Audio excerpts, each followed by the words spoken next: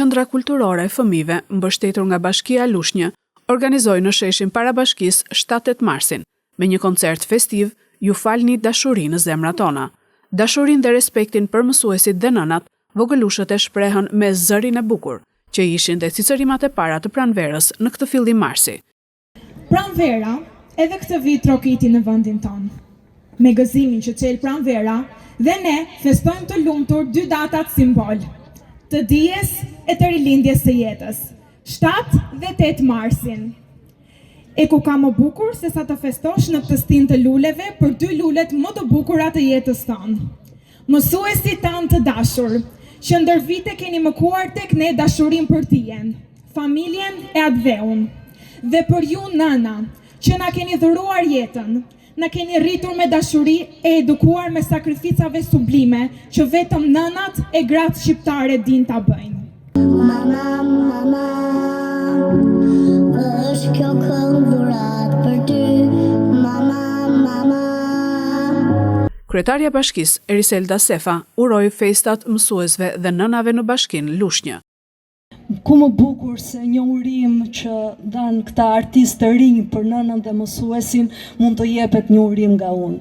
Dhe ne jo rastësisht zgjodhëm që të bëjmë këtë koncert për t'i thënë faleminderit të gjithë mësuesve, të cilët me punën dhe për kushtimin e tyre bëjnë që fëmijëve tanë t'i japin rrugën e duhur të dijes, por patjetër dhe çdo nëne të cilat me përkushtimin dhe dashurinë që ofrojnë çdo ditë fëmijëve na bëjnë me një shoqëri akoma dhe më të mirë.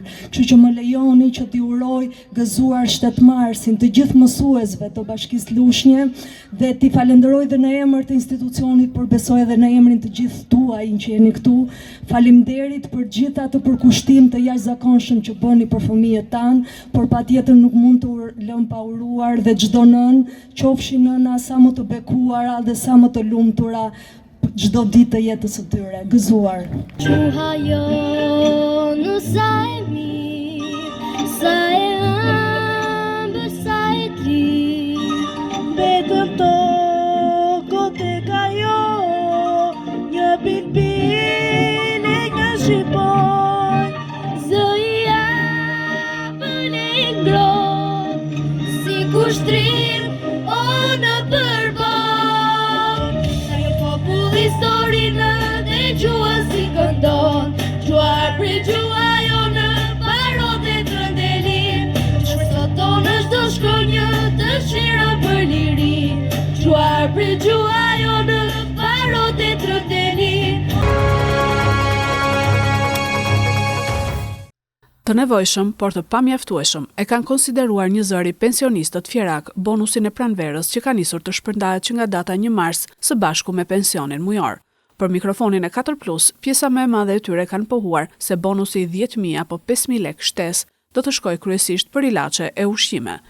Asnjë gjë, çfarë janë ata? Ja, do i marrin, do i marr ushqime tash. Jo buk, jo kafe, jo tëra, cigare, se pimë duhan. Ja, këto janë. Bonusi gjë më e mirë që ka bërë qeveria për pensionistët, që ata presin gjithmonë nga dita në ditë. Shkretët se janë holl, nuk marrin dot ilaçet gjërat, vetëm duhet ky bonusi të vazhdoj. Për këta pensionistë lodhur të rjetën i kanë punuar gjithë jetën. Unë me ilaçe jam. Gruaja me ilaçe është. Drita, ujë, këto lek tani, siç i mora këtu më modë ose le atje prap. ta verin gjithmonë po. Muaj për muaj ajo është. Po që është? Nuk është i mjaftueshëm. Po në vite bereqave, ekspresioni ullë shumë. Qa do marrë? Unë marrë ilaçe. Unë së më dalën. Ne bëjmë bereqave po ato 100.000 lekë, po nuk dalin për te utën atje të spitalis. Marrë ilaçe për gruan. Teksa vlerësojnë si të pamjaftueshëm bonusin e pranverës, pensionistët fjerak kanë kërkuar rritje reale të pensioneve për të zbutur varfërinë dhe jo bonuse apo indeksim. E mira është që ajo të jetë muaj për muaj. Pastaj ato të tjerat se din ata që bëjnë llogarit.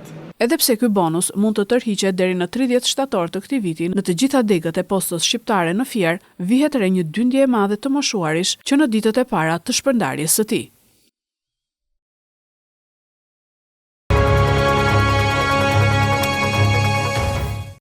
Në Shqipëri, avokati i popullit dhe grupe shoqërore që mbrojnë të drejtat e njerëzit vënë në dukje se rritja e vazhdueshme e numrit të paraburgosurve në raport me popullsinë e bugjeve është një element që tregon probleme të thella në cënimin e lirisë së personit, pasi ai prezumohet i pafajshëm, por praktikisht është në burg.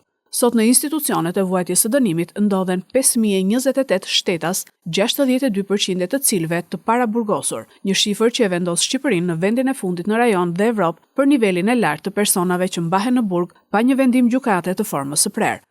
Numri të paraburgosurve në Shqipëri në raport me popullsinë e bugjeve në tërësi ka qenë i lartë në 2 dekadat e fundit. Në vitin 2001 ai ishte 47.8% e totalit, në vitin 2015 u ul në 30%, ndërsa pas këtij viti që përkon dhe me nisjen e reformës në drejtësi ka ardhur duke u rritur ndjeshëm. Avokatja e popullit Erinda Ballanca i tha Zërit Amerikës se masat e rënda penale nuk ndikojnë gjithmonë pozitivisht dhe se duhet marrë në konsiderat prezumimi i pafajësisë. Më herët ka pasur një qëndrim të qartë të kolegjeve të bashkuara të gjykatës së lartë, të cilët e kanë futur këtë lloj fryme dhe kanë parashikuar një gjë të tillë për të qenë masa rresit ajo do të ishte masa fundore apo masa më e rëndë për të përdorur. Kjo dhe në kuptim të parimit të famshëm të prezumimit të pafajësisë. Kjo mas në kodin e procedurës penale renditet ndër 7 masat shtrënguese që parashikon legjislacioni penal, mes të cilave ndalimi i daljes jashtë shtetit, detyrim paraqitje në policinë gjyqësore, garancia pasurore apo arresti në shtëpi. Së fundi kjo çështje u rikthye në vëmendje pas një debati publik të zhvilluar në distancë mes kryeministrit Edi Rama dhe drejtuesit të prokurorisë së posaçme Altin Dumanit. Pas arrestimit të kryetarit të Bashkisë së Tiranës për llogari të SPAK, zoti Rama u shfaq publikisht kritik mbi aplikimin e masës së sigurimit arrest në burg nga kjo prokurori për kryebashkiak dhe punonjës shteti në detyrë, kur, siç tha ai, nuk janë kapur në flagrancë, nuk paraqesin rrezik arratisje dhe se nuk kanë çfarë provash të prishin. Ne nuk mund të themi që po s'ka problem, le të torturohen dhe njerëz pafajshëm, se ne na duhet të kapim të fajshmit. Se ka një postulat, më mirë 10 të fajshëm jashtë se një pafajshëm burg, që do thot një drejtësi e drejtë demokratike në radhë parë garanton që nuk i bie në qafë askujt pa lidhje.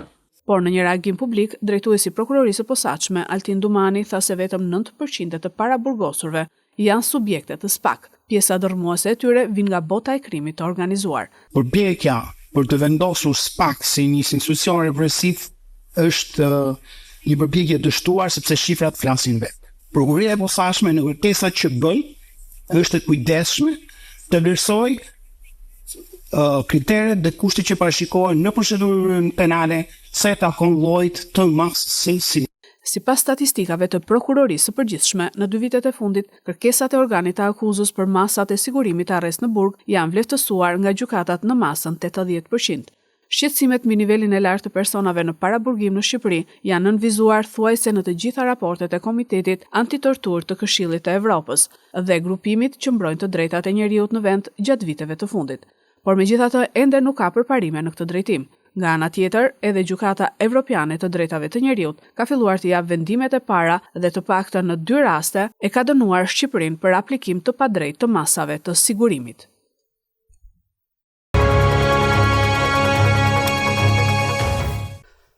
Më 5 mars, në orën 21, në qendrën e numërimit dhe rezultateve, ka përfunduar numërimi i votave të qytetarëve që morën pjesë në zgjedhjet e 9 shkurtit në Kosovë. Kështu është përmbyllur ky proces i numërimit me më shumë se 15.500 flet votime nga votimi me kusht dhe nga votimi personave me nevoja të veçanta, të cilat njëkohësisht janë flet votimet e fundit që numërohen. Numërimi i votave brenda Kosovës nxjerr si parti të parë Lëvizjen Vetvendosja me 40.90%, e dyta renditet Partia Demokratike e Kosovës me 22.4%, pastaj Lidhja Demokratike e Kosovës me 17.64% dhe koalicioni AAK-Nisma ka marrë 7.46% të votave.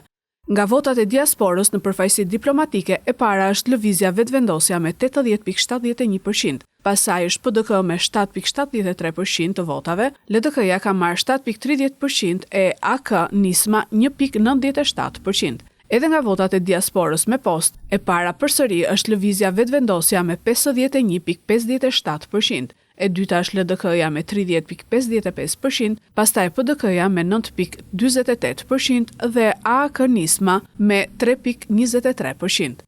Megjithatë, për të shpallur rezultatet përfundimtare, Komisioni Qendror i Zgjedhjeve duhet të presë 2 ditë, bazuar në ligjin për zgjedhje të përgjithshme. Ky nen parashikon mundësinë që në PZAP, në një afat brenda 48 orëve nga ndodhja e shkeljes së supozuar, të paraqiten ankesat për administrimin e numërimit që është zhvilluar në qendrën e numërimit dhe rezultateve. Pas shpalljes së rezultateve përfundimtare, deri në 12 ditë, është afati për ankesat rreth rezultatit në panelin zgjedhor, për ankesa dhe parashtresa, dhe në Gjykatën Supreme, e deri atëherë mund të certifikohen rezultatet e zgjedhjeve parlamentare të 9 shkurtit.